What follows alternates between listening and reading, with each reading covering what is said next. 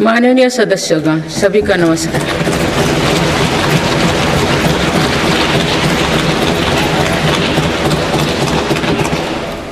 इस नए सदन भवन में ये मेरा पहला संबोधन है।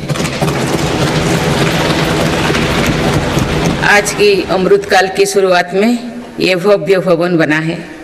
यहाँ एक भारत श्रेष्ठ भारत की महक भी है।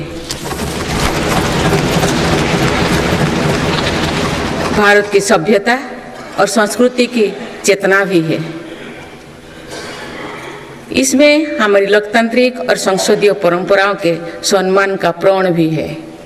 साथ ही 21वीं सदी के नए भारत के लिए नई परंपराओं के निर्माण का संकल्प भी है।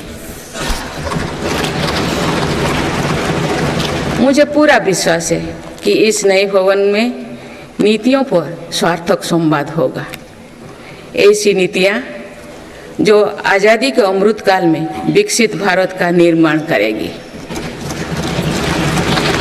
मैं आप सभी को अपनी शुभकामनाएं देती हूँ। माननीय सदस्यगण, ये हमारे संविधान के लागू होने का भी 75वां वर्षगांठ है। इसी कालखंड में आज़ादी के 75 वर्षों का उत्सव अमृत महोत्सव भी संपन्न हुआ है। इस दौरान देश भर में अनेक कार्यक्रम हुए। देश ने अपने गुमनाम स्वतंत्रता सेनानियों को याद किया। 75 साल बाद युवा पीढ़ी ने फिर स्वतंत्रता संग्राम के उस कालखंड को जिया। इस उत्सव के दौरान मेरी माटी मेरा देश अभियान के तहत देश भर के हर गांव की मिट्टी के साथ अमृत कलश दिल्ली लाया गया। 2 लाख से ज़्यादा शिला फलकों स्थापित किए गए। 3 करोड़ से ज़्यादा लोगों ने 5 प्राणों की शपथ ली। 70,000 से ज़्यादा अमृत सरोवर बने। 2 लाख से ज़्यादा अमृत वाटिकाओं का निर्माण हुआ। 2 करोड़ से ज़्यादा पेड़ पौधे लगाया गया। 16 करोड़ से ज़्यादा लोगों ने तिरंगा के साथ सेल्फी अपलोड की। अमृत उत्सव के दौरान ही कर्तव्य पथ पर नेताजी सुभाष चंद्र बोस की प्रतिमा स्थापित की गई।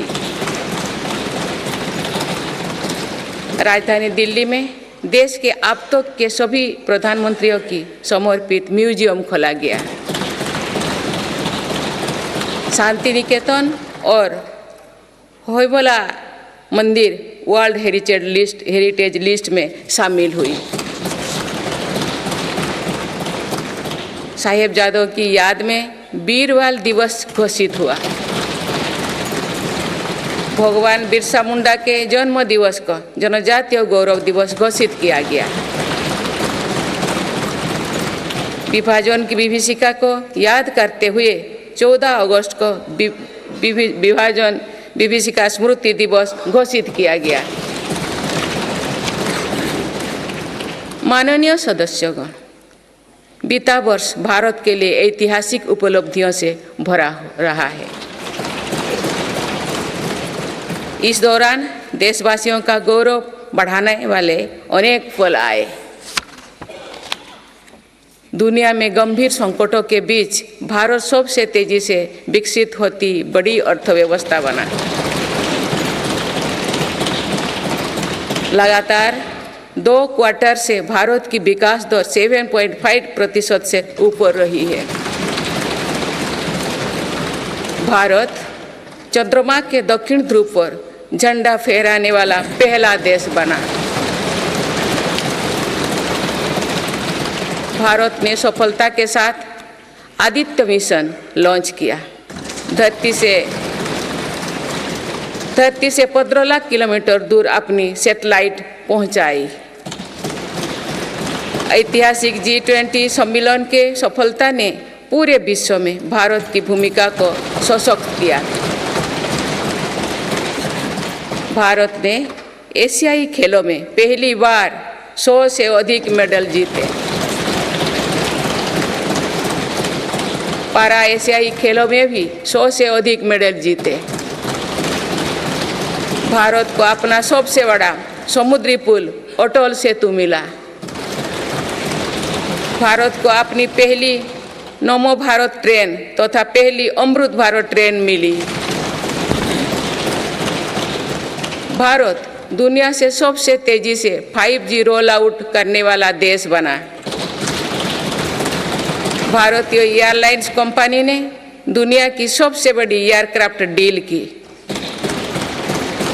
पिछले साल ही मेरी सरकार ने मिशन मोड में लाखों युवाओं की सरकारी नौकरी दी है।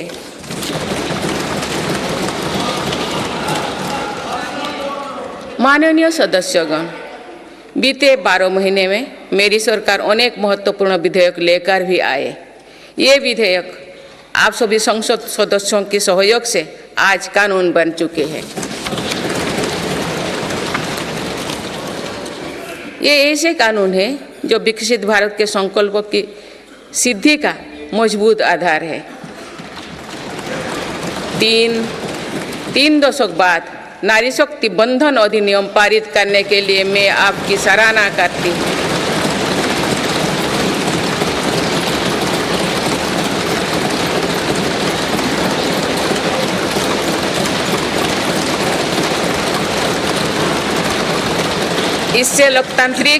इससे लोकसभा और विधानसभा के महिलाओं की ज्यादा भागीदारी सुनिश्चित हुई है। ये वुमेनली डेवलपमेंट के मेरी सरकार के संकल्प को मजबूत करता है। रिफॉर्म, परफॉर्म और ट्रांसफॉर्म के अपने कमिटमेंट को मेरी सरकार ने लगातार जारी रखा है। गुलामी के कालखंड में प्रेरित क्रिमिनल जस्टिस सिस्टम अब इतिहास हो गया है। आप दंड को नहीं अपितु न्याय को प्राथमिकता है। न्याय सर्वोपरि के सिद्धांतों पर नई न्याय संहिता देश को मिली है। डिजिटल पर्सनल डेटा प्रोटेक्शन अधिनियम से डिजिटल स्पेस और सुरक्षित होने वाला है। अनुसंधान नेशनल रिसर्च फाउंडेशन अधिनियम से देश में रिसर्च और इनोवेशन को बल मिलेगा। जम्मू और कश्मीर आरक्षण कानून से वहाँ भी जनजातीय समुदाय को प्रतिनिधित्व का अधिकार मिलेगा। इस दौरान सेंट्रल यूनिवर्सिटी कानून में भी संशोधन किया गया। इससे तेलंगाना में सरोक का सेंट्रल ट्राइबल यूनिवर्सिटी बनने का रास्ता सुगम हुआ। पिछले वर्ष 76 अन्य पुराने कानून को भी हटाया गया है। मेरी सरकार परीक्षाओं में होने वाली गड़बड़ी को लेकर युवाओं की चिंता से अवगत है। इसीलिए ऐसे गलत तरीके को सख्ती के लिए नया कानून बनाने का निर्णय लिया है। माननीय सदस्यगण, कोई भी राष्ट्र तेज गति से तभी आगे बढ़ सकता है जब वो पुराने चुनौतियों का परास्त करते हुए अपने ज़्यादा से ज़्यादा ऊर्जा भविष्य निर्माण में लगाए। पिछले 10 वर्षों में भारत ने राष्ट्रहित में ऐसे अनेक कार्यों को पूरा होते हुए देखा है जिनका इंतजार देश के लोगों को दशकों से था। राम मंदिर के निर्माण की आकांक्षा सदियों से थी, आज ये सोच हो चुका है।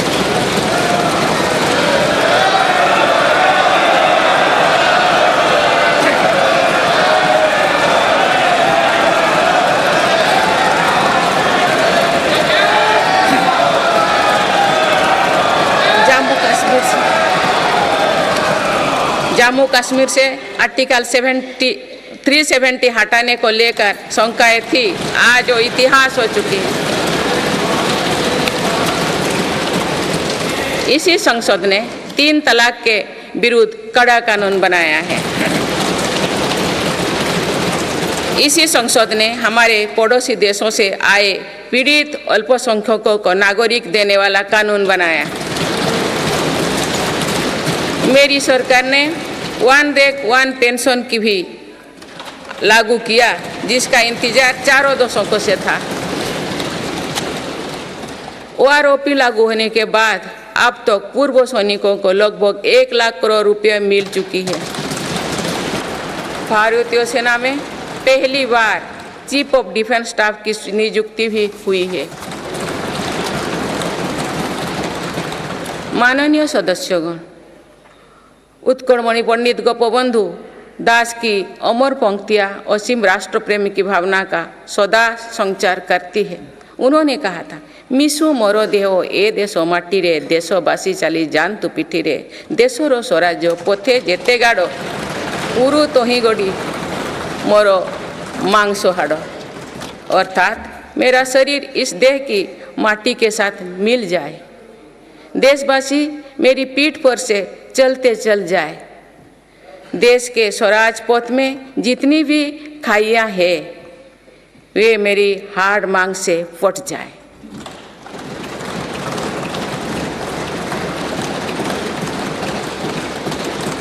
इन पंक्तियों में हमें कर्तव्यों की पराकाष्ठा दिखती है, राष्ट्र सर्वोपरि का आदर्श दिखाई देता है। ये उपलब्धियां जो आज देख रही है वो बीते 10 वर्षों की साधना का विस्तार है। हमें सभी बचपन से गरीबी हटाओ के नारे सुनते आ रहे हैं। अब हम जीवन में पहली बार बड़े पैमाने पर गरीबी को दूर होने देख रहे हैं। नीति आयोग के अनुसार मेरी सरकार के 1 दशक के कार्यकाल में करीब 25 करोड़ देशवासी गरीबी से बाहर निकले हैं।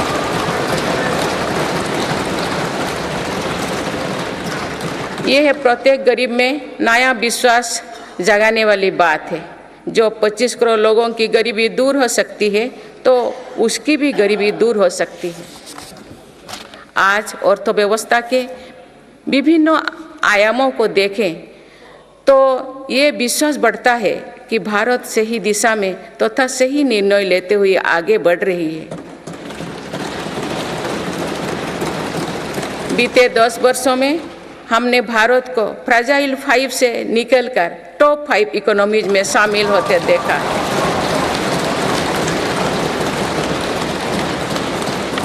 भारत का निर्यात करीब $450 बिलियन से बढ़कर $775 बिलियन से अधिक हो गया है। पहले की तुलना में FDI द्विगुना हुआ है। खादी और ग्रामोद्योग के उत्पादों की बिक्री में 4 गुना से अधिक की वृद्धि हुई है। ITR फाइल करने वाले की संख्या करीब 3.25 करोड़ से बढ़कर लगभग 8.25 करोड़ हो चुकी है और बढ़ोतरी 2 गुना से भी कहीं अधिक है। 1 दशक पहले देश में केवल कुछ 100 स्टार्टअप थे जो आज बढ़कर 1 लाख से अधिक हो गया। साल में 94,000 कंपनियां रजिस्टर हुई थी। पिछले वर्ष ये संख्या 1,60,000 तक पहुंच चुके हैं। दिसंबर 2017 में 98 लाख से लोग GST देते थे, आज इनकी संख्या 1,40,00,000 है। 2014 से पहले के 10 वर्षों में लगभग 13 करोड़ वाहन बिके थे। पिछले 10 वर्षों में देशवासियों ने 21 करोड़ से अधिक वाहन खरीदे हैं। 2014-15 में लगभग 2,000 इलेक्ट्रिक वाहन बिके थे, जबकि 2023-24 में दिसंबर माह तक ही लगभग 15 लाख इलेक्ट्रिक वाहन बिक चुके हैं। माननीय सदस्यगण, बीते दशक में मेरी सरकार ने सुशासन और पारदर्शिता को हर व्यवस्था का मुख्य आधार बनाया है। इसी का परिणाम है कि हम बड़े आर्थिक सुधारों के साक्षी बने हैं। इस दौरान देश को इंसॉल्वेंसी एंड बैंकरप्सी कोड मिला है। देश को जीएसटी के रूप में एक देश एक टैक्स कानून मिला है। मेरी सरकार ने माइक्रो इकोनॉमिक स्टेबिलिटी में भी सुनिश्चित की है। 10 वर्षों में कैपेक्स 5 गुना बढ़कर 10 लाख करोड़ हो गया है। साथ ही फिजिकल डेफिसिट भी नियंत्रण भी में है।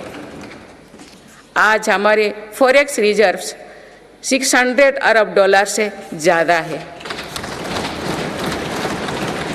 हमारे बैंकिंग सिस्टम जो पहले बुरी तरह से चरमराया था, वो आज दुनिया के सबसे मजबूत बैंकिंग सिस्टम में से एक बना है। बैंक का एनपीए जो कभी डबल डिजिट में होता था, वो आज लगभग 4% ही है। मेक इन इंडिया और आत्मनिर्भर भारत अभियान हमारी ताकत बन चुकी है। भारत आज दुनिया का दूसरा सबसे बड़ा मोबाइल फोन निर्माता है। पिछले एक दशक के दौरान मोबाइल फोन मैन्युफैक्चरिंग में 5 गुना बढ़ोतरी हुई है। कुछ साल पहले भारत खिलौना आयात करता था, आज मेड इन इंडिया खिलौने निर्यात कर रहा है। भारत का डिफेंस प्रोडक्शन 1 लाख करोड़ रुपये के पार पहुंच चुका है। आज हर भारतीय देश में बने एयरक्राफ्ट कैरियर आईएनएस विक्रांत को देखकर गर्व से भरा हुआ है। लड़ाकू विमान तेजस अब हमारी वायुसेना की ताकत बन रहे हैं। C295 ट्रांसपोर्ट एयरक्राफ्ट का निर्माण भारत में होने जा रहा है। आधुनिक एयरक्राफ्ट इंजन भी भारत में बनाया जाएगा। उत्तर प्रदेश और तमिलनाडु में डिफेंस कॉरिडोर का विकास हो रहा है।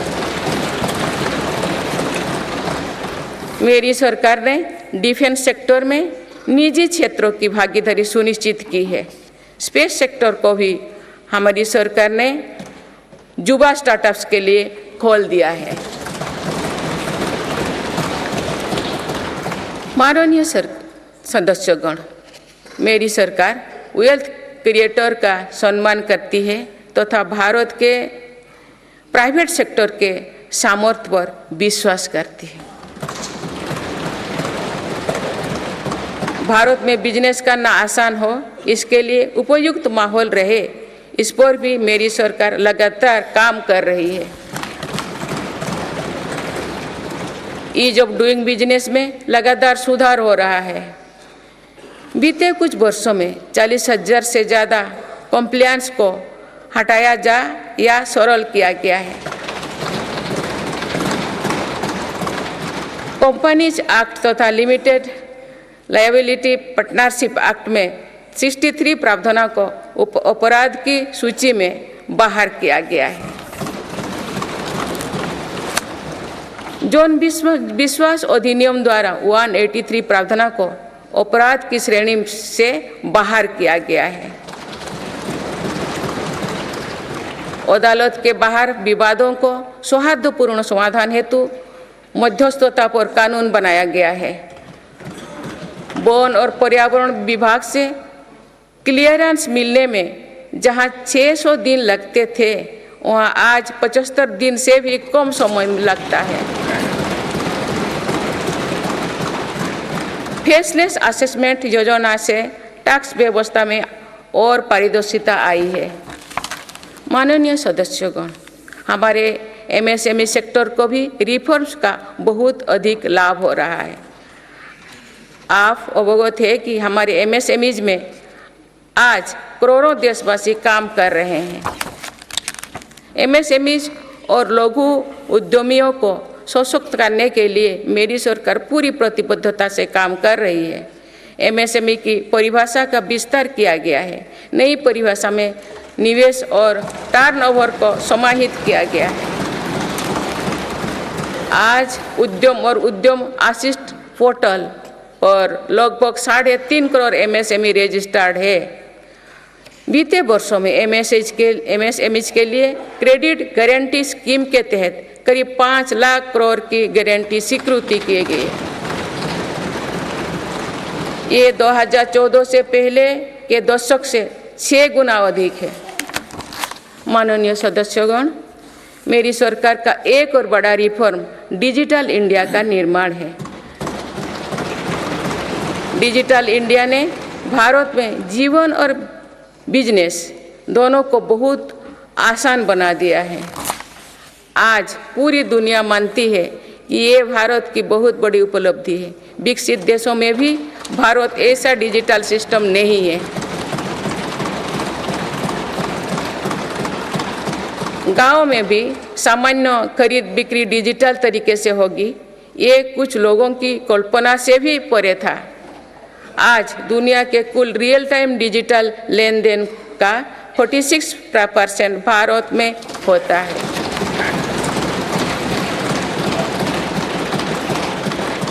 पिछले महीने यूपीआई से रिकॉर्ड 1200 करोड़ ट्रांजैक्शन हुई है।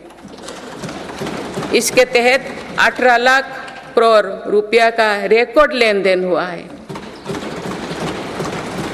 दुनिया के दूसरे देश भी आज यूपीआई से ट्रांजैक्शन की सुविधा दे रही है। डिजिटल इंडिया के कारण बैंकिंग आसान हुई है और लेन देन भी सरल हुआ है। जनधन आधार मोबाइल की त्रिशक्ति से भ्रष्टाचार पर लगाम लगने में मदद मिली है। मेरी सरकार अब तक 34 लाख करोड़ रुपया डीबीटी से ट्रांसफर कर चुके हैं। जनधन आधार मोबाइल के कारण करीब 10 करोड़ फर्जी लाभार्थी सिस्टम से बाहर किए गए हैं। इससे 3.25 लाख करोड़ रुपया गलत हाथों में जाने से बचे हैं।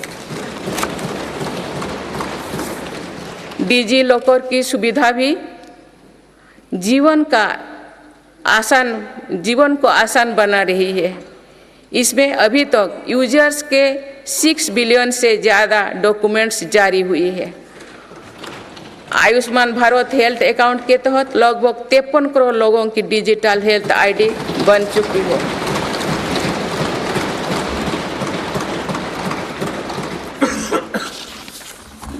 माननीय सदस्यगण, डिजिटल के साथ साथ फिजिकल इंफ्रास्ट्रक्चर पर भी रिकॉर्ड निवेश हुई है। आज भारत में ऐसा इंफ्रास्ट्रक्चर बन रहा है जिसका सपना हर भारतीय देखता था। पिछले 10 वर्षों के दौरान गांवों में 4.25 लाख किलोमीटर नई सड़कें बने हुए हैं। नेशनल हाईवे की लंबाई 90,000 किलोमीटर से बढ़कर 1,40,000 किलोमीटर हुई है। 4 लेन नेशनल हाईवे की लंबाई 2.5 गुना बढ़ी है। हाई स्पीड कॉरिडोर की लंबाई 500 किलोमीटर थी, जो आज 4,000 किलोमीटर है। एयरपोर्ट की संख्या 74 से 2 गुना बढ़कर 149 हो चुकी है। देश के बड़े बंदरगाह पर कार्गो हैंडलिंग कैपेसिटी 2 गुना हो गई है। ब्रॉडबैंड इस्तेमाल करने वालों की संख्या में 14 गुना बढ़ोतरी हुई है। देश को लगभग 2 लाख गांव पंचायत को ऑप्टिकल फाइबर से जोड़ा जा चुका है। 4 लाख से अधिक कॉमन सर्विस सेंटर भी खुले हैं, जो रोजगार का बड़ा माध्यम बने हैं। देश में 10,000 किलोमीटर गैस पाइपलाइन भी बढ़ाई गई है। One nation one power grid से बिजली की व्यवस्था में सुधार हुआ है। One nation one gas grid से गैस आधारित अर्थव्यवस्था को बल मिल रहा है। सिर्फ 5 शहरों तक सीमित मेट्रो की सुविधा आज 20 शहरों में है। 25,000 किलोमीटर से ज़्यादा रेलवे ट्रैक बिछाई गई। ये कोई विकसित देश के कुल रेलवे ट्रैक की लंबाई से भी ज़्यादा है। भारत रेलवे के 100% इलेक्ट्रिफिकेशन के बहुत निकट है। इस दौरान भारत में पहली बार सेमी हाई स्पीड ट्रेन शुरू हुई है। आज 39 से ज़्यादा रोड्स पर वंदे भारत ट्रेन चल रही है। अमृत भारत स्टेशन योजना के तहत 1300 से ज़्यादा रेलवे स्टेशनों का कायाकल्प हो रहा है। माननीय सदस्यगण, मेरी सरकार मानती है कि विकसित भारत की भव्य इमारत 4 मजबूत स्तंभों पर खड़ी होगी। ये स्तंभ है युवा शक्ति, नारी शक्ति, किसान और गरीब।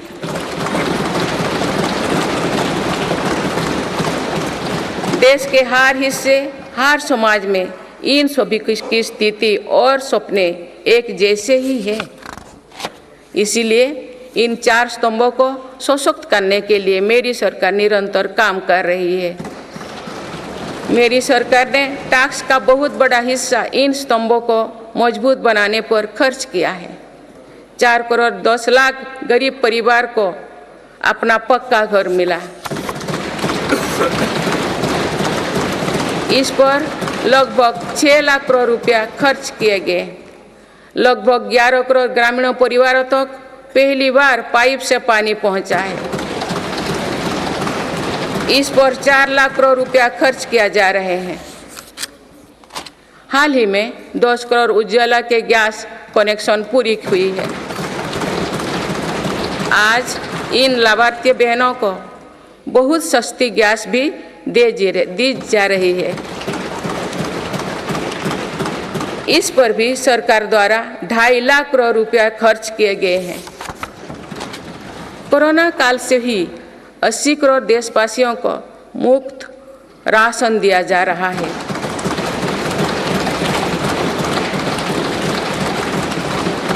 अब इसे आने वाले 5 वर्षों के लिए आगे बढ़ाया गया है। अब इस पर 11 लाख करोड़ रुपया और खर्च होने का अनुमान है। मेरी सरकार का प्रयास है कि हर योजना का तेजी से सैचुरेशन हो, कोई भी लाभार्थी वंचित ना रहे। इसके लिए 15 नवंबर से विकसित भारत संकल्प यात्रा चल रही है। अभी तक इस यात्रा से करीब 19 करोड़ देशवासी जुड़ चुके हैं। माननीय सदस्यगण, बीते वर्ष में विश्व ने 2 बड़े युद्ध देखे और कोरोना जैसे वैश्विक महामारी का सामना किया। ऐसे वैश्विक संकटों के बावजूद मेरी सरकार ने देश में महंगाई को काबू में रखा, सामान्य भारतीयों का बोझ नहीं बढ़ने दिया।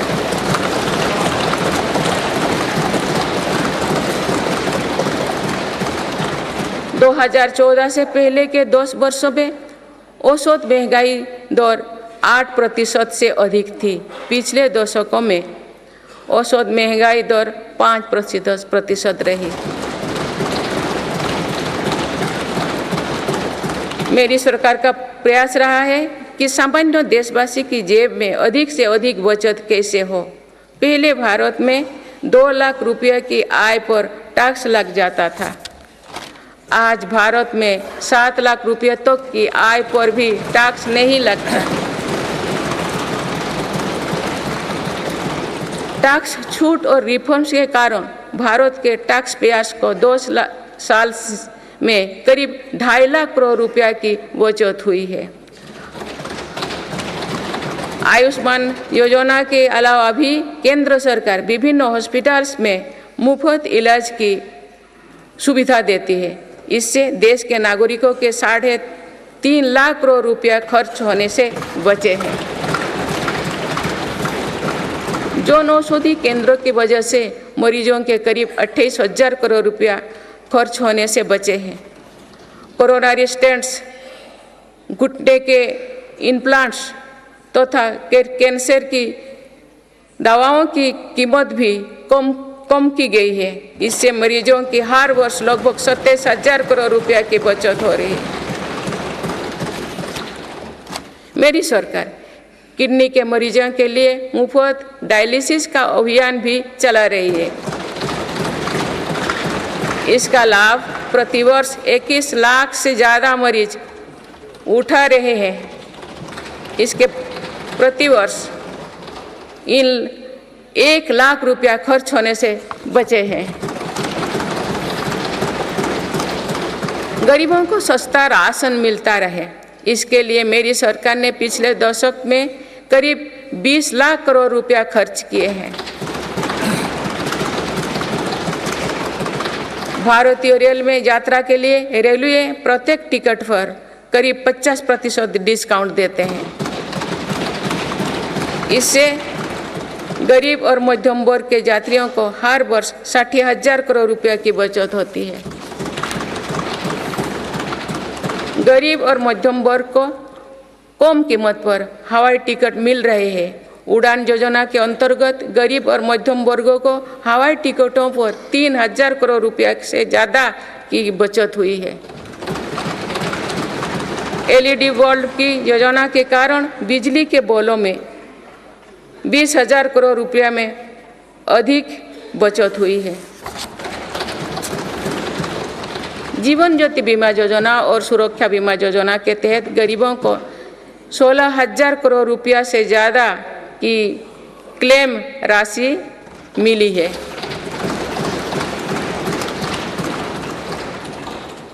माननीय सदस्यगण, नारी शक्ति का सामर्थ्य बढ़ाने के लिए मेरी सरकार हर स्तर पर काम कर रही है। इस वर्ष की गणतंत्र दिवस परेड भी नारी शक्ति के लिए समर्पित थी।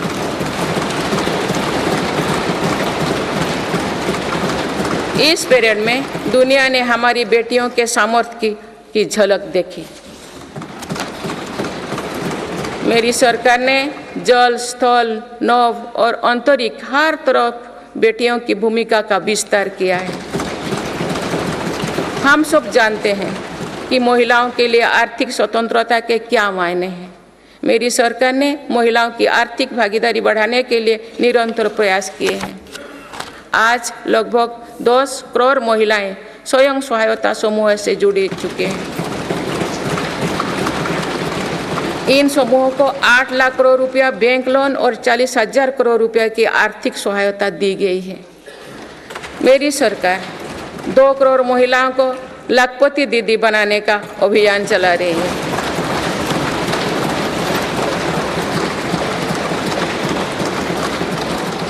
नमो ड्रोन दीदी योजना के तहत समूहों को 15,000 ड्रोन उपलब्ध कराए जा रहे हैं।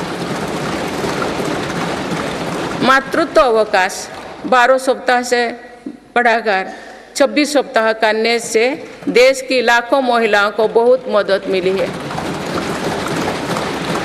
मेरी सरकार ने महिलाओं की पहली बार सशस्त्र बलों में परमानेंट कमीशन दिया गया है।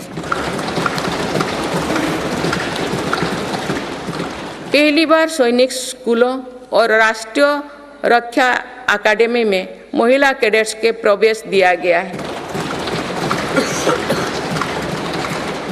आज महिलाएं फाइटर पायलट भी है और नौसेना के जहाज को भी पहली बार कमांड कर रहे हैं।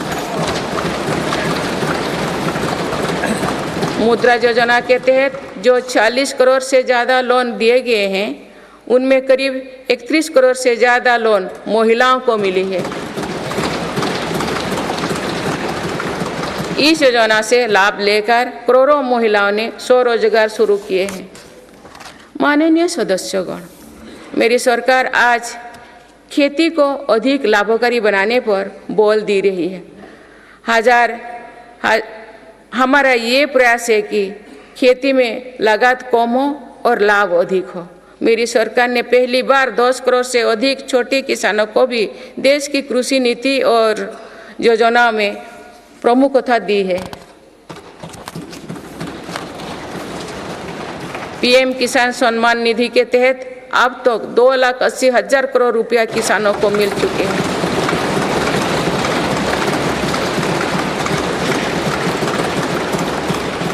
दो सालों में किसानों के लिए बैंक से आसान लोन में 3 गुना वृद्धि की गई है। प्रधानमंत्री फसल बीमा योजना के तहत किसानों ने 30,000 करोड़ रुपया प्रीमियम भरा। इसके बदले उन्हें 1.5 लाख करोड़ रुपये का क्लेम मिला है। पिछले 10 वर्षों में लगभग 18 लाख करोड़ रुपया एमएसपी के रूप में धान और गेहूं की खेती करने वाले किसानों को मिले हैं। ये 2014 से पहले के 2 सालों की तुलना में 2.5 गुना अधिक है।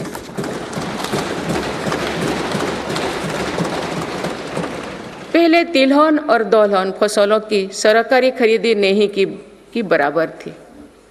पिछले दशकों में तिलहन और दलहन की खेती करने वाले किसानों को एमएसपी के रूप में 1.25 लाख करोड़ रुपया मिले हैं।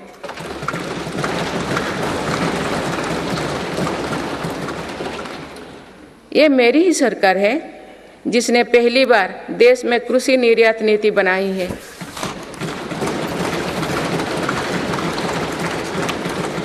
इससे एग्रीकल्चर एक्सपोर्ट 4 लाख करोड़ रुपया तक पहुंचा है। किसानों को सस्ती खाद मिले, इसके लिए 10 सालों में 11 लाख करोड़ रुपया से अधिक खर्च किए गए हैं। मेरी सरकार ने 1.25 लाख से ज़्यादा प्रधानमंत्री किसान समृद्धि केंद्र स्थापित किए हैं। अभी तक लगभग 8,000 किसान उत्पादक संघ एफपीओ बनाए जा चुके हैं। मेरी सरकार कृषि में सहकारिता को बढ़ावा दे रहे हैं। इसके लिए देश में पहली बार सहकारिता मंत्रालय बनाया गया है। सरकारी क्षेत्र में दुनिया की सबसे बड़ी अनाज भंडारण योजना शुरू की गई है। जिन गांव में सहकारी समितियां नहीं है, वहां 2 लाख समितियां बनाई जा रही है। मत्स्य पालन क्षेत्र में 38,000 करोड़ रुपया से अधिक की योजनाएं चलाई जा रही है, जिसके कारण मत्स्य उत्पादन पिछले 2 साल में 95 लाख मीट्रिक टन से बढ़कर 175 लाख मीट्रिक टन यानी लगभग 2 गुना हो गया है। इनलैंड फिशरीज का उत्पादन 61 लाख मीट्रिक टन से बढ़कर 131 लाख मीट्रिक टन हो गया है। मत्स्य पालन क्षेत्र में निर्यात भी 30,000 करोड़ रुपया से बढ़कर 64,000 करोड़ रुपया तक यानी 2 गुनी से ज़्यादा बढ़ा है।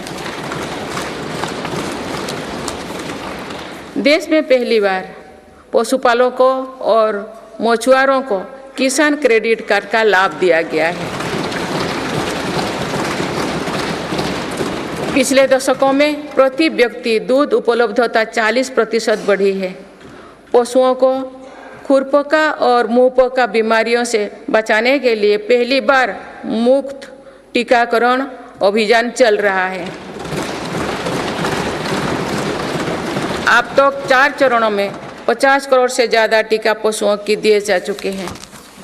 माननीय सदस्यगण, जनकल्याण की ये जितनी भी योजनाएं हैं, ये सिर्फ सुविधाएं भर नहीं है, इसका देश के नागरिकों के पूरे जीवन चक्र पर सकारात्मक असर पड़ रहा है। विभिन्न सरकारी और गैर सरकारी संस्थाओं द्वारा मेरी सरकार की योजनाओं के प्रभावों का अध्ययन किया गया है।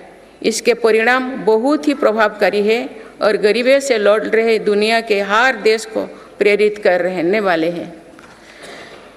बीते वर्षों में विभिन्न संस्थाओं के अध्ययन में सामने आया है कि 11 करोड़ शौचालयों के निर्माण और खुले में शौच बंद होने से अनेक बीमारियों की रोकथाम हुई है। इससे शहरी क्षेत्र के हर गरीब परिवार को इलाज पर प्रति वर्ष 60,000 रुपया तक की बचत हो रही है। पाइप से शुद्ध पेयजल मिलने से भी प्रतिवर्ष लाखों बच्चों की जान बच रही है। पीएम आवास योजना पर हुई अध्ययन के अनुसार पक्के घर से परिवार की सामाजिक प्रतिष्ठा और गरिमा बढ़ी है। पक्के घर में बच्चों की पढ़ाई बेहतर हुई है और ड्रॉप आउट की दर में कमी आई है। प्रधानमंत्री सुरक्षित मातृत्व अभियान के वजह से आज देश में 100% संस्थागत प्रसव हो रही है। इस वजह से माता मृत्यु दर में भी भारी गिरावट आई है। एक और अध्ययन के अनुसार उज्ज्वला योजना के लाभार्थी परिवारों में गरीब बीमारी की घटनाओं में कम आई है। माननीय सदस्यगण, मेरी सरकार मानव केंद्रित विकास पर बल दे रही है। हमारे लिए हर नागरिक की गरिमा सर्वोपरि है। यही सामाजिक न्याय की हमारी अवधारणा है। भारत के संविधान के हर अनुच्छेद का संदेश भी यही है। हमारे यहाँ लंबे समय तक सिर्फ अधिकारों पर चर्चा होती थी। हमने सरकार के कर्तव्यों पर भी बल दिया। इससे नागरिकों में भी कर्तव्य भाव जागा। आज अपने अपने कर्तव्य के पालन से हर अधिकार की गारंटी का भाव जागृत हुआ। मेरी सरकार ने उनकी भी सुध ली है जो अब तक विकास की धारा से दूर रहे हैं। ऐसे हजारों आदिवासी गांव हैं जहां बीते 2 वर्षों में पहली बार बिजली और सड़क पहुंची है। लाखों आदिवासी परिवारों को अब जाकर पाइप से शुद्ध पानी मिलना शुरू हुआ। विशेष अभियान के तहत मेरी सरकार हजारों आदिवासी बहुल गांव में 4G इंटरनेट सुविधा भी पहुंचा रही है। बंधन केंद्रों की स्थापना और 90 से ज़्यादा वन उपज पर MSP दिए जाने से आदिवासियों को बहुत लाभ हुआ है। मेरी सरकार ने पहली बार जनजातियों में भी सबसे पिछड़े जनजातियों की सुध ली है। उनके लिए लगभग 24,000 करोड़ रुपया की PM जनमन योजना बनाई है। आदिवासी परिवारों में अनेक पीढ़ियां सिकल सेल एनीमिया में पीड़ित रही है। पहली बार इसके लिए राष्ट्रीय मिशन शुरू किया गया है। अब तक लगभग 1,40,00,000 लोग की जांच की हो चुकी है। दिव्यांगजनों के लिए भी मेरी सरकार ने सुगम्य भारत अभियान चलाए हैं। साथ ही भारतीय सांकेतिक भाषा में पाठ्य पुस्तकें उपलब्ध कराई है। ट्रांसजेंडर को समाज में सम्मानजनक स्थान दिलाने और उनके अधिकारों के संरक्षण हेतु भी कानून बनाए हैं। माननीय सदस्यगण, हमारे यहाँ विश्वकर्मा परिवारों के बिना दैनिक जीवन की कल्पना भी मुश्किल है। ये परिवार पीढ़ी दर पीढ़ी अपने कौशल को आगे बढ़ाते हैं, लेकिन सरकारी मदद के अभाव में हमारी विश्वकर्मा साथी बुरी स्थिति से गुजर रहे थे। मेरी सरकार ने ऐसे विश्वकर्मा परिवार को भी सुध ली है। अभी तक PM विश्वकर्मा योजना से 84 लाख से ज़्यादा लोग जुड़ चुके हैं। रेहड़ी, ठेले, फुटपाथ पर काम करने वाले साथी भी दशकों से अपने हाल पर छोड़ दिए गए थे। मेरी सरकार ने PM स्वनिधि योजना द्वारा उनको बैंकिंग से जोड़ा। इस योजना के तहत अब तक 10,000 करोड़ रुपया से अधिक की राशि के ऋण दिया जा चुका है।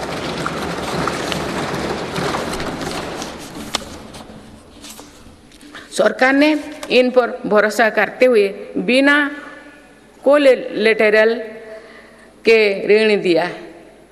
इस भरोसे के मजबूत करते हुए अधिकांश लोगों ने ऋण भी वापस किया है।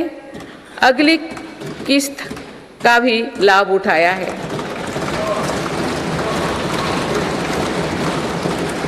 इस योजना के अधिकतर लाभार्थी दलित, पिछड़े, आदिवासी और महिलाएं हैं। माननीय सदस्यगण, सबका साथ, सबका विकास, सबका विश्वास और सबका प्रयास के मंत्र पर चल रही मेरी सरकार समाज के हर वर्गों को उचित अवसर देने में जुटी है। पहली बार सामान्य वर्ग के गरीबों को आरक्षण की सुविधा दी गई है। मेडिकल में ग्रेजुएशन और पोस्ट ग्रेजुएशन के लिए ओबीसी के केंद्रीय कोटे के तहत दाखिली में 27% आरक्षण सुनिश्चित किया गया है। राष्ट्रीय पिछड़ा बोर्ड आयोग को संवैधानिक दर्जा दिया गया है। मेरी सरकार ने बाबा साहेब आम्बेडकर से जुड़े 5 स्थानों को पंचतीर्थ के रूप में विकसित किया। आज देश भर में आदिवासी स्वतंत्रता सेनानियों के लिए समर्पित 10 संग्रहालय बनाया जा रहा है।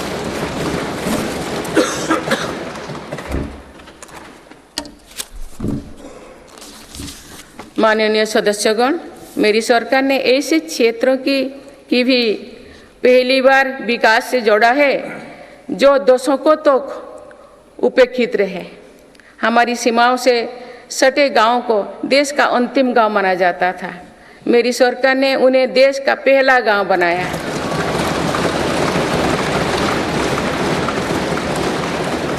इन गांव के विकास के लिए वाइब्रेंट विलेज प्रोग्राम शुरू किया है।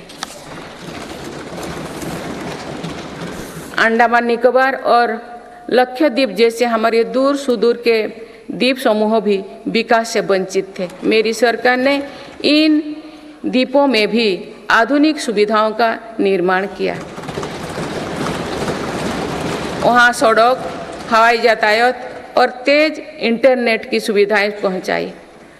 कुछ सप्ताह पूर्व ही लक्षद्वीप को भी अंडर वाटर ऑप्टिकल फाइबर से जोड़ा गया है। इससे स्थानीय लोगों के साथ ही पर्यटकों को भी सुविधा होगी।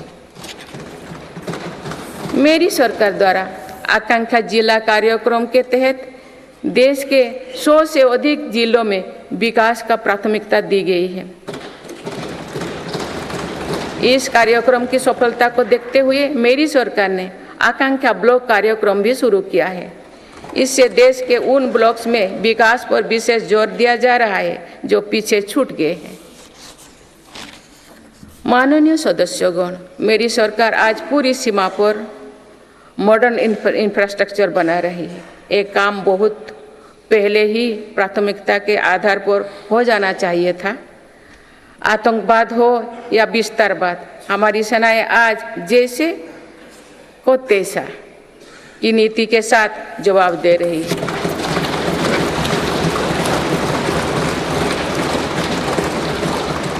आंतरिक शांति के लिए मेरी सरकार के प्रयासों के सार्थक परिणाम हमारे सामने हैं। जम्मू कश्मीर में आज सुरक्षा का वातावरण है। आज वहाँ हड़ताल का सन्नाटा नहीं, भीड़ भरे बाजार की चल पहल है। नॉर्थ ईस्ट में अलगाववाद की घटना में भारी कमी आई है। अनेक संगठनों ने स्थायी शांति के तरफ कदम बढ़ाए हैं। नक्सलवाद से प्रभावित क्षेत्र घटे हैं और नक्सली हिंसा में भी भारी गिरावट हुई है। माननीय सदस्यगण, भारत के लिए ये समय आने वाली सदियों का भविष्य लिखने का है। हमारे पूर्वजों ने हजारों वर्षों की एक विरासत हमारे लिए छोड़ी है। अपने पूर्वजों की सौगातों का आज भी हम बड़े गौरव के साथ याद करते हैं। आज की पीढ़ी को भी ऐसा विरासत बनानी है जो सदियों तक याद रखी जाए। इसीलिए मेरी सरकार आज एक बड़े विजन पर काम कर रही है। इस विजन में आने वाले 5 वर्षों का कार्यक्रम भी है। इसमें आने वाले 25 साल का रोड मैप भी है। हमारे लिए विकसित भारत सिर्फ आर्थिक समृद्धि तक सीमित नहीं है,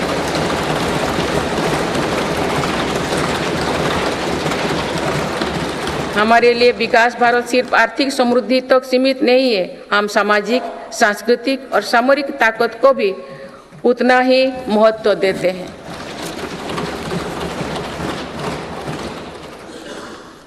इनके बिना विकास और आर्थिक समृद्धि स्थायी नहीं रह सकती है। बीते दशकों के फैसले भी इसी ध्येय से लिए गए हैं। आज भी अनेक कदम इसी लक्ष्य के साथ उठाया जा रहे हैं। माननीय सदस्यगण, भारत के तेज विकास को लेकर आज दुनिया की हर एजेंसी आश्वस्त है। राष्ट्रीय और अंतर्राष्ट्रीय एजेंसी जो भी आकलन कर रहे हैं, उनका आधार भारत की नीतियां हैं। इंफ्रास्ट्रक्चर में रिकॉर्ड निवेश और पॉलिसी रिफॉर्म निवेशकों का विश्वास और बढ़ा रहा है। पूर्ण बहुमत वाली स्थिर और मजबूत सरकार के लिए भारतीयों का संकल्प भी दुनिया को नया भरोसा दे रहे हैं।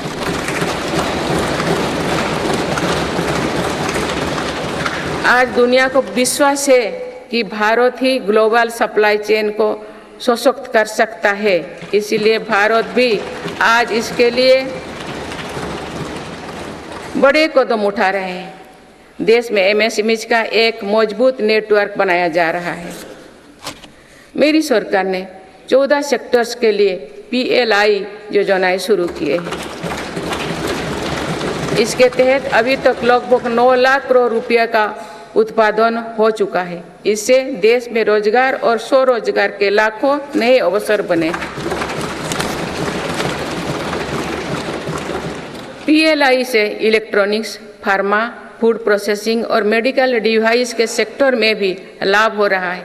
मेडिकल डिवाइस से जुड़े दर्जनों प्रोजेक्ट्स में उत्पादन शुरू हो चुका है। मेरी सरकार ने देश में 3 बल्क ड्रग पार्क भी बनाए हैं। माननीय सदस्यगण, आज मेड इन इंडिया एक ग्लोबल ब्रांड बन चुका है। मेक इन इंडिया को लेकर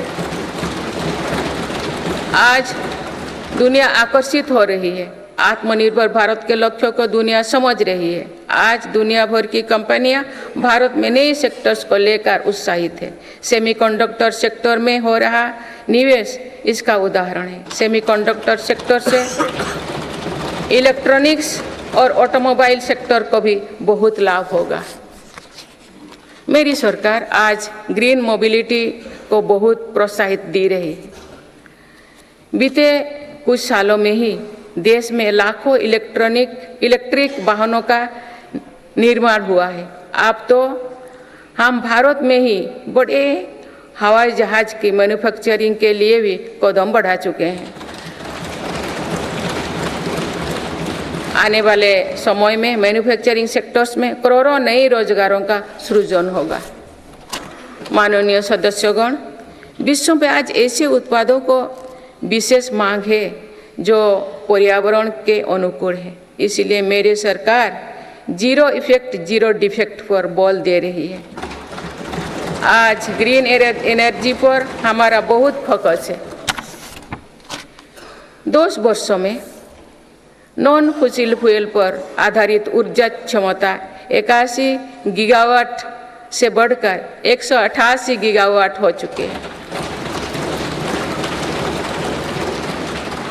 इस दौरान सोलर पावर कैपेसिटी में 26 गुना बढ़ोतरी हुई है। इसी तरह विंड पावर कैपेसिटी 2 गुनी हो चुकी है। रिन्यूएबल एनर्जी इंस्टॉल कैपेसिटी की दृष्टि से हम दुनिया में 4थे नंबर पर हैं। विंड पावर कैपेसिटी में भी हम 4थे नंबर पर हैं। सोलर पावर कैपेसिटी में हम 5वें नंबर पर हैं। भारत में 2030 तक अपनी स्थापित क्षमता का 50% नॉन फॉसिल फ्यूल में से भरा करने का लक्ष्य रखा है। बीते 10 वर्षों में 11 नए सोलर पार्क बन चुके हैं। 9 सोलर पार्क्स पर आज काम चल रहा है। कुछ दिन पहले ही घर की छत पर सोलर एनर्जी उपलब्ध कराने के लिए एक नई योजना घोषित की गई है।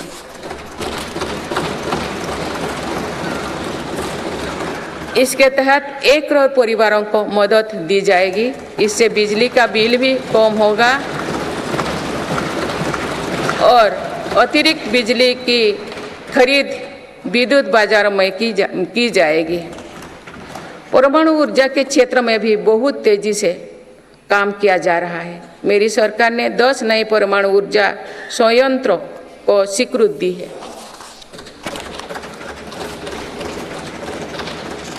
हाइड्रोजन एनर्जी के क्षेत्र में भी भारत तेज गति से आगे बढ़ रहा है। हम अभी तक लद्दाख और दमन दीव में 2 प्रोजेक्ट शुरू कर चुके हैं। मेरी सरकार ने इथेनॉल के क्षेत्र में अभूतपूर्व काम किया है। देश 12% इथेनॉल ब्लेंडिंग का लक्ष्य हासिल कर चुका है। बहुत ही जल्द 20% इथेनॉल ब्लेंडिंग का टारगेट भी पूरा होने वाला है। इससे हमारे किसानों की आय बढ़ेगी। अभी तक सरकारी कंपनियां 1 लाख करोड़ रुपया से ज़्यादा का इथेनॉल खरीद चुकी हैं। इन सारे प्रयासों से अपनी ऊर्जा जरूरतों के लिए विदेशों पर निर्भरता कम होगी। कुछ दिन पहले ही बंगाल की खाड़ी में एक नया ब्लॉक में तेल उत्पादन शुरू हुआ है। ये देश के लिए एक बड़ी सफलता है। माननीय सदस्यगण, धरती में महत्वपूर्ण खनिजों की मात्रा सीमित है, इसीलिए मेरी सरकार सर्कुलर इकोनॉमी को प्रोत्साहित कर रही है। भारत की पहली व्हीकल स्क्रैपेज पॉलिसी का लक्ष्य भी है। गहरे समुद्रों में खनिजों की संभावनाओं को तलाशना भी जरूरी है। इसी लक्ष्य के साथ डीप ओशन मिशन शुरू किया है। इस मिशन में अपने समुद्री जनजीवन के बारे में हमारी समझ भी बेहतर होगी। भारत का समुद्रयान इस क्षेत्र में शोध कर रहा है। मेरी सरकार भारत को दुनिया की एक बड़ी स्पेस पावर बनाने में जुटे हैं। ये मानव जीवन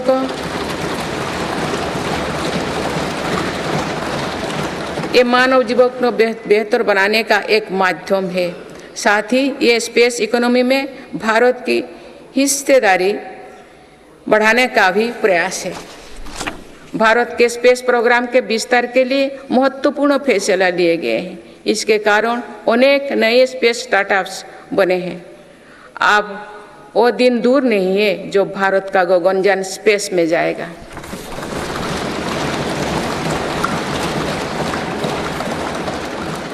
माननीय सदस्यगण, मेरी सरकार ने भारत को दुनिया के अग्रणी डिजिटल इकोनॉमीज में से एक बनाया है। इससे करोड़ों युवाओं को रोजगार मिला है। हमारा प्रयास है कि चौथी औद्योगिक क्रांति में भारत दुनिया में सबसे आगे रहे। मेरी सरकार आर्टिफिशियल इंटेलिजेंस मिशन पर काम कर रही है। ये भारत के युवाओं को नए अवसर देगा। ये नए स्टार्टअप्स के लिए संभावनाएं खोलेगा। इससे कृषि, स्वास्थ्य और शिक्षा के क्षेत्र में क्रांतिकारी बदलाव आएगी। मेरी सरकार ने नेशनल क्वांटम मिशन भी स्वीकृत किया है। क्वांटम कंप्यूटिंग नए दौर की डिजिटल व्यवस्था बनाएगा। इस क्षेत्र में भारत आगे रहे, इसके लिए काम शुरू हो चुके हैं। माननीय सदस्यगण, मेरी सरकार भारत की युवा शक्ति की शिक्षा और कौशल विकास के लिए निरंतर नए कदम उठा रही है। इसके लिए नई राष्ट्रीय शिक्षा नीति बनाई गई और उसे तेजी से लागू किया जा रहा है। राष्ट्रीय शिक्षा नीति में मातृभाषा और भारतीय भाषाओं में शिक्षा पर बल दिया गया है। इंजीनियरिंग, मेडिकल, कानून जैसे विषयों की पढ़ाई भारतीय भाषा में प्रारंभ कर दी गई है।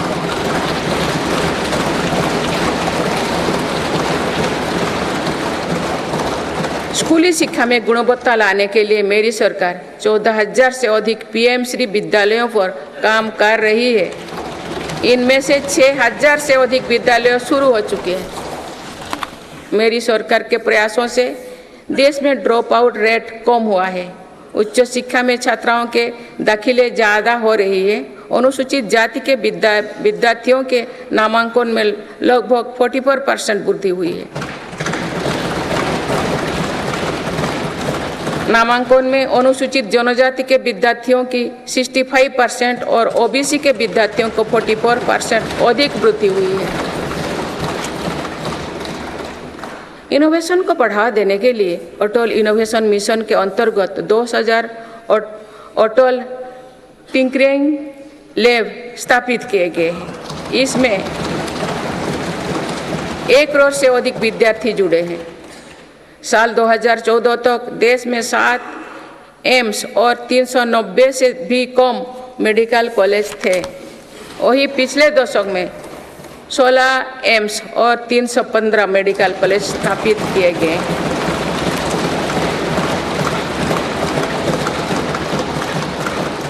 157 नर्सिंग कॉलेज स्थापित किए जा रहे हैं। पिछले दशक में एमबीबीएस की सीटों में 2 गुना से भी अधिक की वृद्धि हुई है।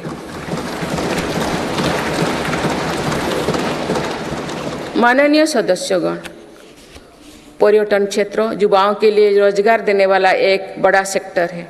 मेरी सरकार ने बीते 10 वर्षों में पर्यटन के क्षेत्र में अभूतपूर्व काम किए हैं। भारत में घरेलू टूरिस्ट की संख्या के साथ ही भारत आने वाले विदेशी पर्यटकों की संख्या भी बढ़ी है। पर्यटन के क्षेत्र में जो वृद्धि हो रही है, इसका कारण भारत की बढ़ती साख है। आज दुनिया भारत को देखना और जानना चाहती है। इसके अलावा शानदार कनेक्टिविटी विकसित होने के कारण भी पर्यटन का दायरा बढ़ा है। जगह जगह एयरपोर्ट बनने से भी बहुत फायदा हो रही है। नॉर्थ ईस्ट में आज रिकॉर्ड संख्या में टूरिस्ट पहुंच रही है।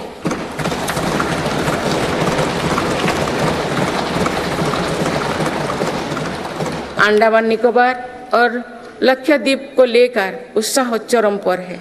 मेरी सरकार ने देश भर में तीर्थ और ऐतिहासिक स्थलों के विकास पर बल दिया है।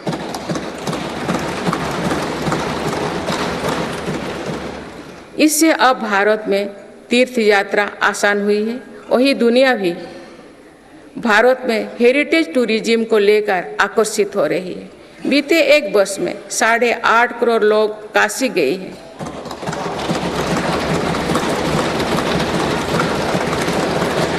पाँच करोड़ से अधिक लोगों ने महाकाल के दर्शन किए हैं।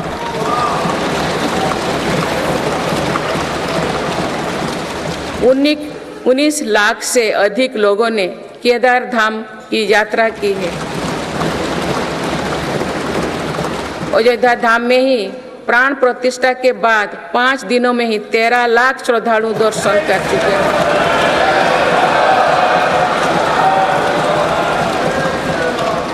पूर्व पश्चिम उत्तर दक्षिण भारत के हर हिस्से में तीर्थ स्थलों पर सुविधाओं का अभूतपूर्व विस्तार हो रहा है। मेरी सरकार भारत को मीटिंग और प्रदर्शनी से जुड़े सेक्टर में भी अग्रणी बनाना चाहती है। इसके लिए भारत मंडपम और यशोभूमि जैसा इंफ्रास्ट्रक्चर बनाया जा रहा है।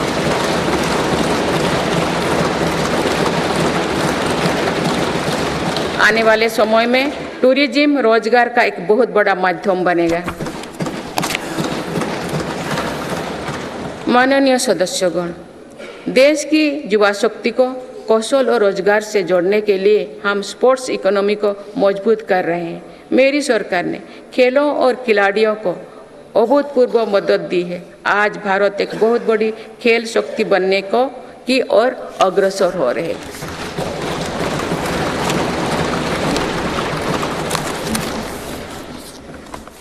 खिलाड़ियों के साथ ही आज हम स्पोर्ट्स से जुड़े दूसरे क्षेत्रों पर भी बल दे रहे हैं। आज नेशनल स्पोर्ट्स यूनिवर्सिटी बन चुकी है।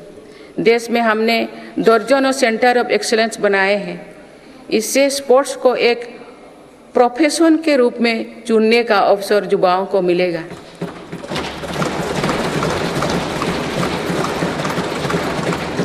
खेल उपकरण से जुड़ी इंडस्ट्री को भी हर प्रकार की मदद दी जा रही है।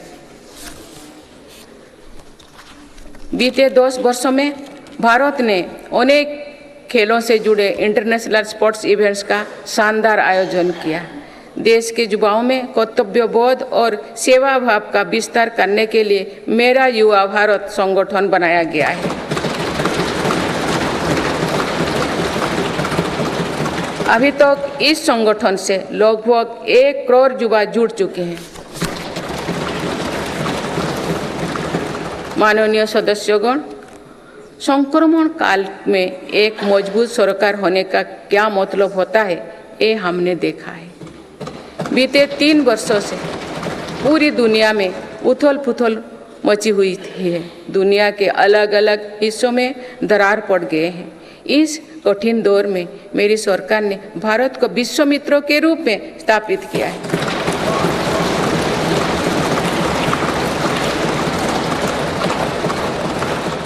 विश्व मित्र की भूमिका के कारण ही आज हम ग्लोबल साउथ की आवाज बन पाए हैं। बीते 10 वर्षों में एक और पुरानी सोच को बदला गया है। पहले डिप्लोमेसी से जुड़े कार्यक्रम को दिल्ली के गलियारे तक ही सीमित रखा जाता था। मेरी सरकार ने इसमें भी जनता की सीधी भागीदारी सुनिश्चित की है। इसका एक बेहतरीन उदाहरण भारत द्वारा G20 अध्यक्षता के दौरान देखा गया है।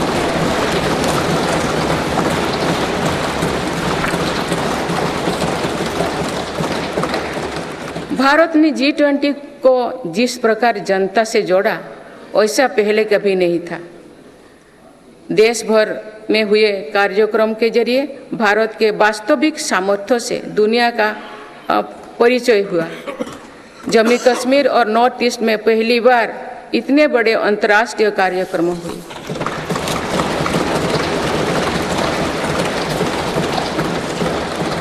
पूरी दुनिया ने भारत में हुए ऐतिहासिक G20 सम्मेलन की प्रशंसा की। ऐसे बंटे हुए माहौलों में भी एक मत से दिल्ली घोषणा पत्र जारी होना ऐतिहासिक है। वुमेन लेड डेवलपमेंट से लेकर पर्यावरण के मुद्दों पर भारत का विजन दिल्ली घोषणा पत्र की नींव बना। हमारे प्रयासों से G20 में अफ्रीकन यूनियन के स्थायी सदस्यता को भी सराहा गया है। इसी सम्मेलन के दौरान Bharat middle east Europe corridor के निर्माण की घोषणा हुई है। ये कॉरिडोर भारत के सामुद्रिक सामर्थ्यों को और सशक्त करेगा। ग्लोबल बायोफ्यूल अलायंस का लॉन्च होना भी बहुत बड़ी घटना है। इस प्रकार के कदम वैश्विक समस्याओं के समाधान में भारत की भूमिका का विस्तार कर रहे हैं। माननीय सदस्यगण, मेरी सरकार ने वैश्विक विवादों और संघर्षों के इस दौरे में भी भारत के हितों को मजबूती से दुनिया के सामने रखा है। भारत की विदेश नीति का दायरा आज अतीत की विदेशों से कहीं आगे बढ़ चुका है। आज भारत अनेक वैश्विक संगठनों का सम्मानित सदस्य है। आज आतंकवाद के खिलाफ भारत दुनिया के एक प्रमुख आवाज है।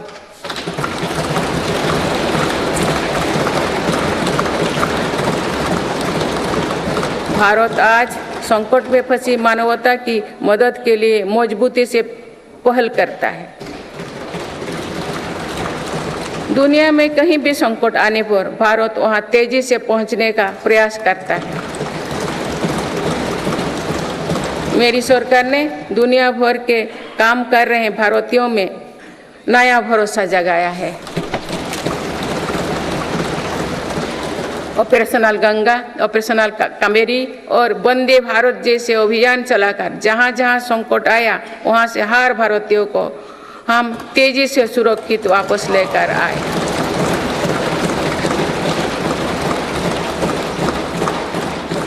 मेरी सरकार ने योग, प्राणायाम और आयुर्वेद की भारतीय परंपरा को पूरी दुनिया तक पहुंचाने के लिए निरंतर प्रयास किए। पिछले वर्ष संयुक्त राष्ट्र संघ के मुख्यालय में 135 देशों की प्रतिनिधित्व ने एक साथ योग किया।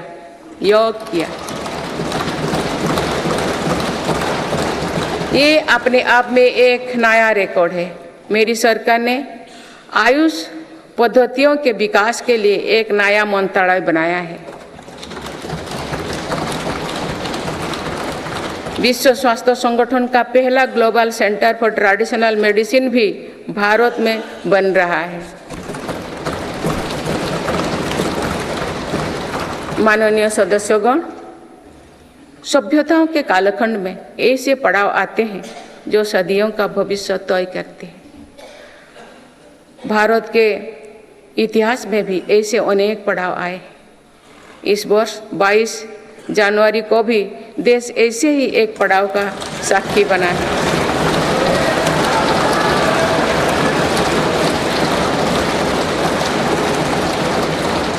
सदियों की प्रतीक्षा के बाद अयोध्या में रामलला अपने भव्य मंदिर में विराजमान।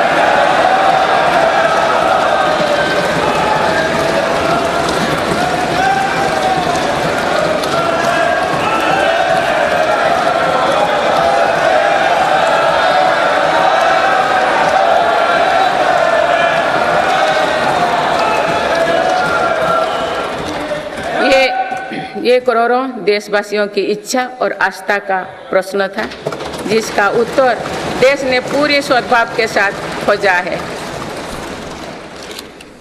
माननीय सदस्यगण, आप सभी करोड़ों भारतीयों की आकांक्षाओं के प्रतिनिधि हैं। आज जो युवा स्कूल कॉलेज में है, उनके सपने बिल्कुल अलग हैं। हम सभी का ये दायित्व है कि अमृत पीढ़ी के सपनों को पूरा करने में कोई कसर बाकी ना रहे।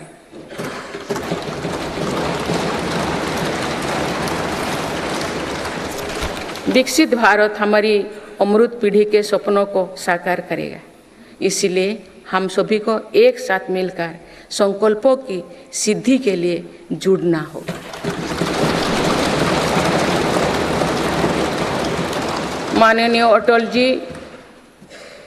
माननीय सदस्यगण, श्रद्धेय अटल जी ने कहा था, अपनी ध्येय यात्रा में हम कभी रुके नहीं हैं। अपनी ध्येय यात्रा में हम कभी रुके नहीं, किसी चुनौती के सम्मुख कभी झुके नहीं।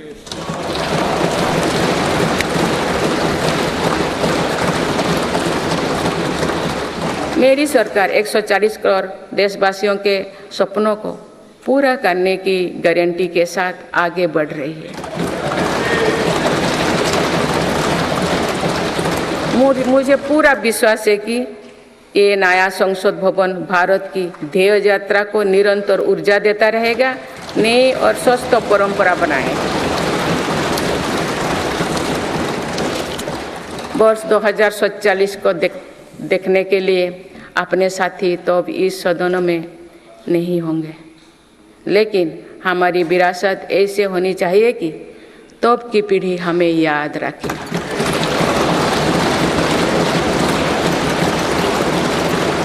आप सभी को बहुत बहुत शुभकामनाएं। धन्यवाद। जय हिंद, जय Bharat.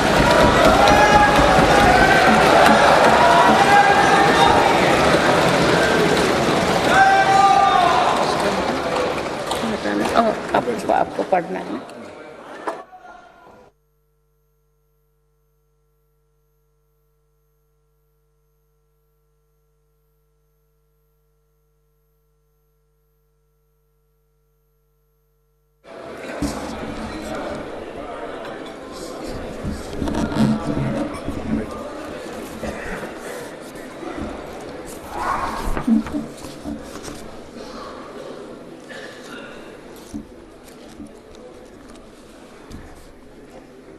Honorable President, honorable members, I wish to read some parts from the English version of Honorable President's address, and the rest may be considered as read. This is my first address in new Parliament building.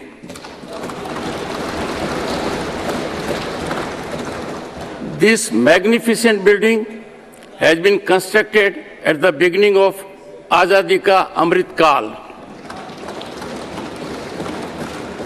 I am confident that this new building will be witness to productive dialogue on policies that will shape the development of Viksit Bharat, the Amrit Kal of our independence. I extend my best wishes to all of you. Honorable members, this year is also the 75th year of adoption of our Constitution. It was during the Amrit Mahotsav that a statue of Netaji Subhash Chandra Bose was installed on Kartavya Path. Veer Bal Divas was declared in the memory of Sahibzade. Birth anniversary of Bhagwan Birsa Munda was declared as Janjatiya Gaurav Divas. India became the first country to hoist its flag on the southern pole of the moon. India got its largest sea bridge, the Atal Setu. India got its first Namo Bharat train and the first Amrit Bharat train. I appreciate all of you for having enacted the Nari Shakti Vandan Adhiniyam after a wait of 3 decades. This has paved the way for ensuring greater participation of women in the Lok Sabha and legislative assemblies. The criminal justice system rooted in the era of slavery is now history. Honorable members, for centuries there was an aspiration to construct the Ram Mandir. Today, it is a reality. There were doubts regarding the removal of Article 370 from Jammu and Kashmir. Those are now history. Today, we have forex reserves in excess of $600 billion US. Today, India is the world's second largest producer of mobile phones. Today, every Indian feels proud on seeing the country's indigenous aircraft carrier INS Vikrant. Another significant reform of my government is the creation of Digital India. Digital India has made life and business much easier in India. Honorable members, my government believes that the grand edifice of Viksit Bharat will be erected on 4 strong pillars. These pillars are youth power, women power, farmer, and poor. My government is working at every level to strengthen Nari Shakti.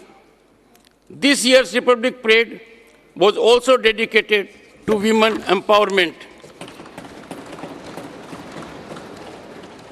My government has enlarged the role of daughters everywhere in water, land, sky, and space.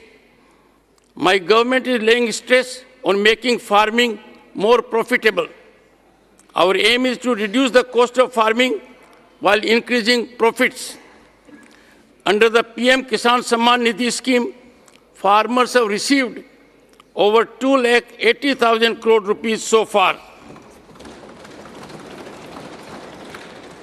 Honorable members, it is difficult to imagine daily life without Vishwakarma families. My government has also taken care of such Vishwakarma families. So far, more than 84 lakh people have connected with the PM Vishwakarma Yojana. Honorable members, my government has made India one of the world's leading digital economies. This has provided employment to crores of youth. My government is continuously taking new initiatives for the education and skill development of India's youth. For this, a new national education policy was framed and is being implemented rapidly. My government also wants to make India a leading destination for meetings and exhibitions related sectors. For this, facilities like Bharat Mandapam, Yashobhumi have been created. In near future, tourism will become a major source of employment. Honorable members, the way India connected G20 with the public was unprecedented. The whole world appreciated the historic G20 summit held in India. Even in this era of global disputes and conflicts, my government has firmly placed India's interests before the world. There come junctures in the history of civilizations which shape the future of coming centuries. This year, on January 22, the country witnessed a similar epochal moment.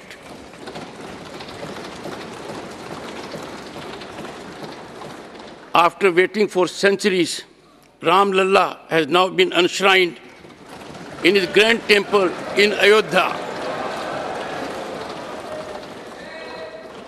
My government is moving ahead with the guarantee of fulfilling the dreams of 140 crore countrymen. I have full faith that this new Parliament House will continue to give strength to India's aspirational journey and create new and healthy traditions. Many friends will not be in this House to witness the year 2047, but our legacy should be such that the future generations remember us. Best wishes to all of you. Thank you. Jai Hind, Jai Bharat.